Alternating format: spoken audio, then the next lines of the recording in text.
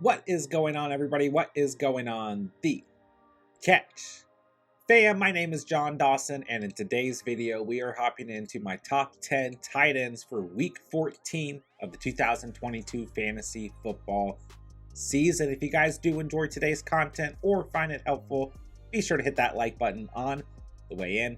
Hit that subscribe button. Of course, if you are new to the channel, it really does help us out when you guys hit that like and consider subscribing. And please feel free to drop any comments, questions, concerns pertaining to the 2022 fantasy football season down below. I'll get back to you as soon as I possibly can. Without further ado, let's hop into today's video. All right, guys, I know it's an absolute bloodbath at the tight end position. Over the past couple weeks, I've been getting some crazy questions about potential tight end starts.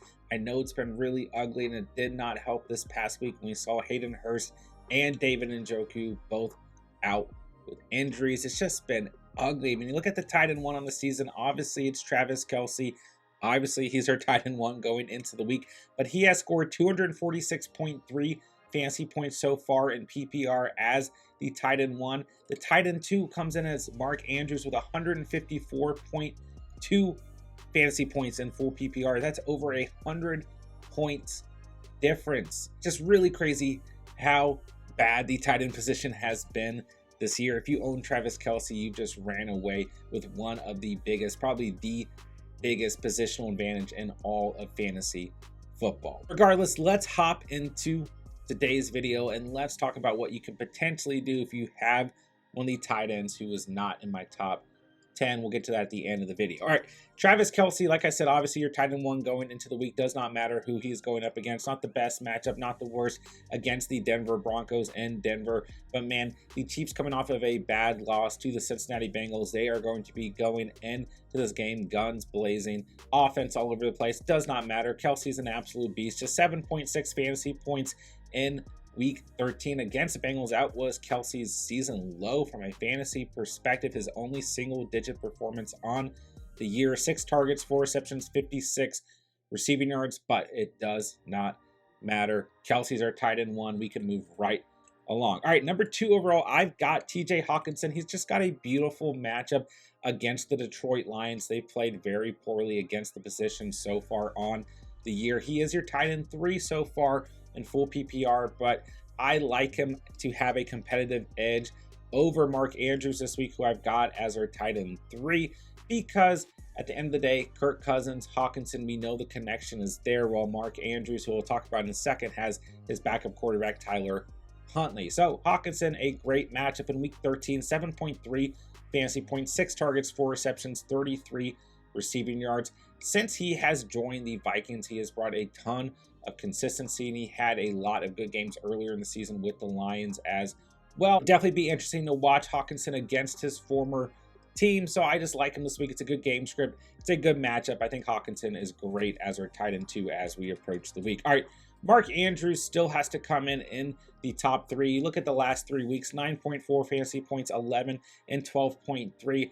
And when we look at last season, I'm actually not too afraid of Tyler Huntley being the starting quarterback for Mark Andrews, because when Lamar Jackson missed time at the end of last season, Andrews and Huntley had a good connection. So 7 targets last week against Denver, 4 receptions, 53 receiving yards. He's still a lock for a respectable fantasy stat line on a weekly basis, regardless of the quarterback position. But I do think his ceiling is maybe a little bit lower just because we are seeing that change at quarterback, but ultimately I'm not too concerned about it.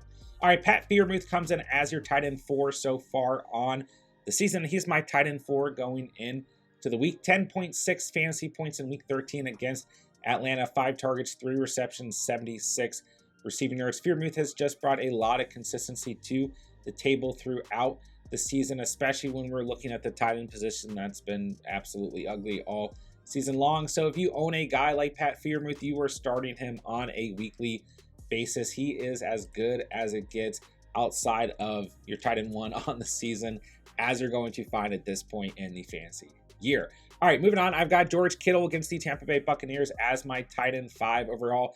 In the past 4 weeks, it's been pretty frustrating to own George Kittle, right? 24.4 points in week 11, 3.1 in week 10, 5.6 in week 12, 4.2 in week 13. Tampa Bay has struggled against the tight end position ultimately on the year. So I like Kittle going into this matchup.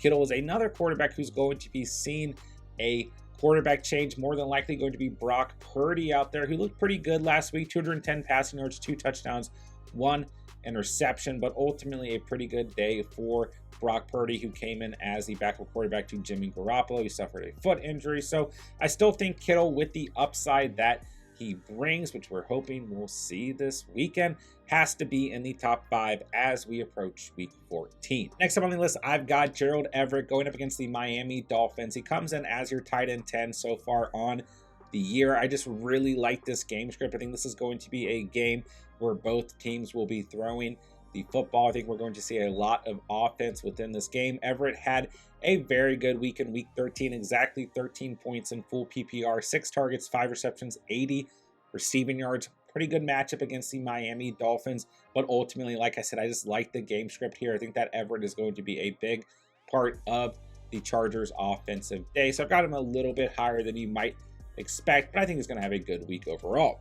Moving right along, I've got Dalton Schultz as our tight end 7. The Texans have played fairly well against the tight end position, but let's face it, they're still the Houston Texans, and the Cowboys look really good right now. So you can definitely argue, like you can with most tight ends, that Dalton Schultz is touchdown dependent. In the last 4 weeks, he has not hit double-digit fantasy points unless he has scored at least 1 touchdown. In week 10, 17.4 fantasy points, scored a touchdown. Week 11, 5.2 fantasy points, no touchdowns. Week 12, 2 touchdowns, 19.1 fantasy points. And week 13, 5.3 fantasy points, 0 touchdowns. So if you look at the pattern, he's due for a double-digit game. He's due for a touchdown performance. The bigger problem with the Cowboys offense this week is looking at the state of things for the Houston Texans. I just don't know how much firepower the Cowboys are going to have to put on the Texans. They're probably going to be able to take their foot off of the pedal pretty early on, but ultimately Schultz should finish with a respectable stat line. It still holds nice upside against a Texans team that's absolutely struggling. All right, I've got Greg Dulcich next up on the list. The Chiefs defense has not played that well in terms of going up against opposing wide receivers and opposing tight ends. So I like Greg Dulcich going into the week, who had 14.5 fantasy points against the Ravens in week 13, 8 targets, 6 receptions, 85 receiving yards. You know, Dulcich was on a really consistent pattern between week 6 and 8, where he had 11.1 or more fantasy points in all of those games before he kind of hit that wall between weeks 10 and week 12. He was on bye week in week 9, but ultimately he looked like he was bouncing back last week. And at the end of the day, right, we've got some injuries to guys like Cortland Sutton and Jerry Jeudy that have been, you know, kind of lingering, so to speak. So Jeudy looked like he was good to go, but then Sutton kind of gets re-aggravated in terms of injuries. So I think that Greg Dulcich could receive some more volume as we approach the week. I think he's a pretty good start when we look at the state of affairs for starting tight ends going into the week. All right, I've got Evan Engram at number 9. He's got a good matchup against the Tennessee Titans. This Titans team is a team that's very good against their run. They are very good in terms of their pass rush, but they are not good in terms of their secondary. They're not good against opposing tight ends. Engram came back to life last week after having a wall himself, similar to Greg Dulcich, 3 bad games in a row, but 14 fantasy points last week against the Detroit Lions, 7 targets, 5 receptions, and a touchdown. This is an important divisional game if the Jaguars want to keep a potential wild card spot, hope, dreams alive, right? So Engram, I expect, will get a good amount of volume in this matchup and hopefully can make the most of it. We'd like to see him get closer to 5 to 7 targets like we saw last week again, but ultimately Tennessee has struggled against the tight end position, so I think that Engram can come out with a good stat line. Okay, number 10 overall, the final tight end we're going to take a close look at is Hunter Henry. This one is probably going to be a little bit tough for some of you guys to swallow, but guys, the Cardinals have just played so incredibly bad against the tight end position all season long. I absolutely get that the Patriots offense has been really inconsistent and they looked really bad in week 13. But when we look at the last 4 weeks for Hunter Henry, 9 points in week 9, on bye in week 10, 3 points in week 11, 15.3 in week 12, and 3.3 last week. He's shown good enough volume in the right game scripts that I think this could be another good matchup for Hunter Henry on Monday Night Football. I mean, purely due to the matchup alone, the Cardinals, like I said, have been awful against opposing tight ends, but also I think the game script in a really important game for the Patriots if they want to continue to try once again, like the Jaguars, to have any hope for a playoff push. They need to win this game against the Cardinals, while on the other hand, the Cardinals need to do anything they can to have any momentum going into the end of the season. So they are also going to be looking to obviously win this game.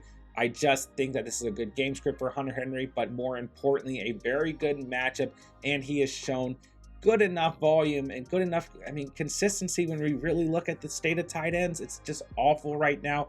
I think you can definitely consider Hunter Henry. He's only 33% rostered. Could be an option for you if you're struggling at the position as we approach the week. All right, let's talk about the best of the rest. Here are some other names, guys. I know there's a lot of names on this list. These are my tight ends outside of the top 10 for the week, but I know a lot of you guys are struggling at the position. I know you guys need some streaming options. So I'm not going to go over every name on this screen, but I do want to point out a couple players that I think could be really good streaming options for you guys. All right, Noah Fant has looked pretty good in the last couple of weeks. 6.4 or more fantasy points in his last 4 performances. Going by these data tight ends, once again, that is pretty good. 14.6 points in week 9, 14.2 last week against the Rams, and the Seahawks offense continues to look good. So if you guys are struggling, Noah Fant is 19% roster. Do you think he's an option for those of you guys who need a streaming option at tight end this week? Foster Moreau will go up against the Rams this week, the team that Noah Fant just had over 14 fantasy points against, and I think that he's a pretty good start. He's been a little bit inconsistent since week 8. He's had 9.1 or more fantasy points in 3 of his matchups and 4.4 or less in the other 3. So when we're looking at it, that is somewhat consistent. But once again, guys, it's just tough out there. The reason I like this is because the Raiders passing game has actually looked pretty good in the past couple of weeks, mainly focusing on Devontae Adams. But at the end of the day, man, Foster Moreau is worth a shot when we're looking at what we have to offer for the week. On top of that, I like Daniel Bellinger. I think he is a player who's going to see some good production towards the end of the season, but he draws a pretty tough matchup against the Philadelphia Eagles. I also like Cade Otton, who gets the 49ers this week. He looked good against the Saints on Monday Night Football. 14.8 fantasy points, 10 targets, 6 receptions, 28 receiving yards, and a touchdown. I've liked them as a streaming option basically since week 5. We've talked a lot about Cade Otton. The week 12 kind of spooked us because he had 0 targets, and he does get a tough matchup this week. The San Francisco 49ers have played well against the tight end position, but the Saints have also played well against tight end position, and he played pretty well against them. So I like Cade Otton and I like Bellinger actually quite a bit. I think they're 2 of the better options, but they just draw tougher matchups this week. I think Foster Moreau is worth a shot. I think Noah Fant is definitely worth a shot. Listen, guys, I really want to like Tyler Higbee as well, who gets a good matchup, but he had a beautiful matchup last week and just had 2 catches off of 5 targets. I just worry about that offense with the change at quarterback, and I don't know if Baker Mayfield is necessarily going to improve Tyler Higbee's fantasy production if he does end up being the starter this weekend.